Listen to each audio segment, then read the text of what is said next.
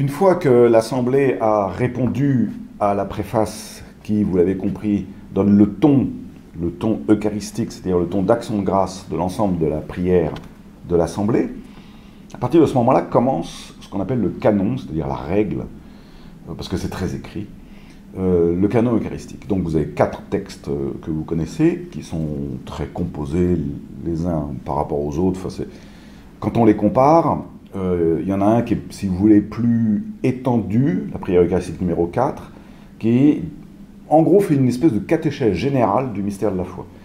La prière eucharistique numéro 2, c'est la plus antique, elle a été retraduite, retravaillée récemment. La prière numéro 1, c'est le canon romain, en tout cas depuis le VIe siècle. Et le canon eucharistique numéro 3, c'est une composition issue du Concile de Vatican II. En gros, les 4 prières eucharistiques ont toujours les mêmes axes. Il y a un premier axe qu'on appelle les épiclèses. Épiclèse, ça veut dire l'imposition des mains, le don de l'Esprit Saint, sur le pain et le vin et sur l'assemblée. Voilà. Que nous fassions nous-mêmes offrande de nos vies.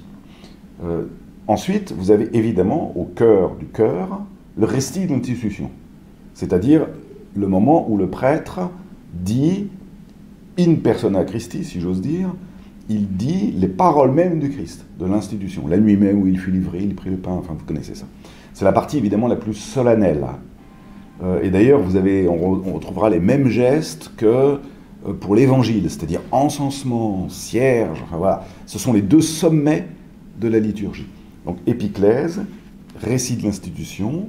Ensuite, vous avez des intercessions. Vous savez, c'est là où on prie pour nos défunts, pour le monde entier, le pape, les évêques, ceux qui nous gouvernent, enfin, etc.